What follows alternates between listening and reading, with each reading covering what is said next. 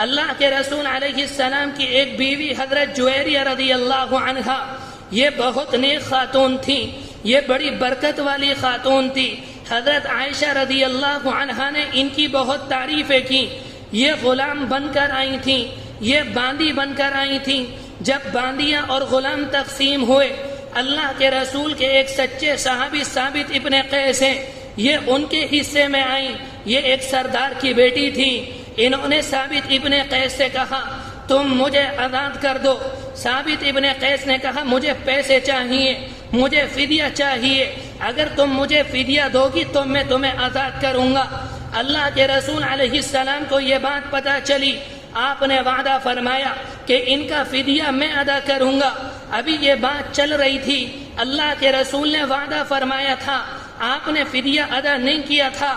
اس کا باپ جو سردار تھا جس کا نام حارث تھا، وہ اپنی لڑکی کو چھٹانے کے لیے آیا کہ مجھ سے فدیہ لے لو اور میری بچی کو میرے حوالے کر دو۔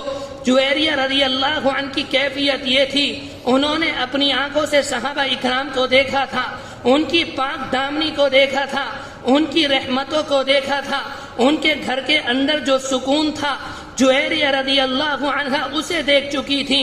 جب اس کا باپ پیغمبر کے پاس آیا، اللہ کے رسول علیہ السلام سے یہ بات کہی، آپ نے کہا جویریہ سے معلوم کر لو، اگر وہ تمہارے ساتھ جانے پر راضی ہو جائے ہم تمہیں فدیہ نہیں دیں گے، اور اگر وہ ہمارے ساتھ رہنا چاہے ہم اسے تمہارے حوالے نہیں کریں گے۔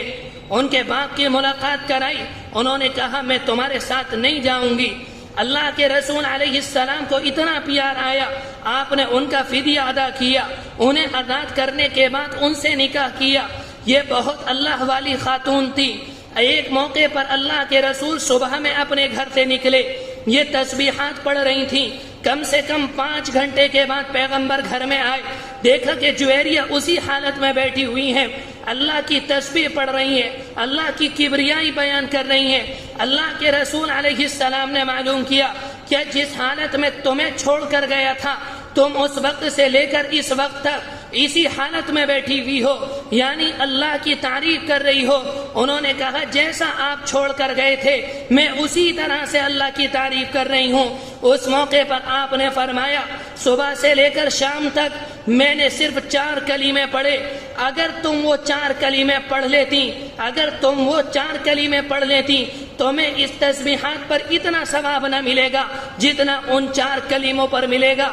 انہوں نے معلوم کیا اللہ کے رسول وہ کلمے کیا ہیں۔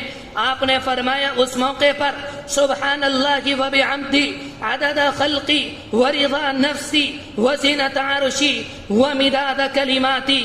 اگر کوئی یہ کلمات پڑھتا ہے اللہ صبح سے لے کر شام تک اس کے نامہ اعمال میں نیکیاں لکھ دے جاتا ہے۔ میرے بھائیو، اللہ کے رسول علیہ السلام جوامع الکلم تھے، آپ کے جملے چھوٹے ہوتے تھے اور ثواب زیادہ ملتا تھا۔ اور پہلے زمانے کے جو پیغمبر تھے، پہلے زمانے کے جو انبیاء تھے، جب وہ اللہ کی تعریف بیان کرتے ان کے کلمات بڑے ہوتے لیکن انہیں ثواب کم ملتا تھا۔ اس لیے یہ بات کہی گئی کہ دنیا کے اندر کسی نے اگر اللہ کی تعریف سب سے زیادہ بیان کی وہ اللہ کے رسول علیہ الصلوۃ والسلام ہیں۔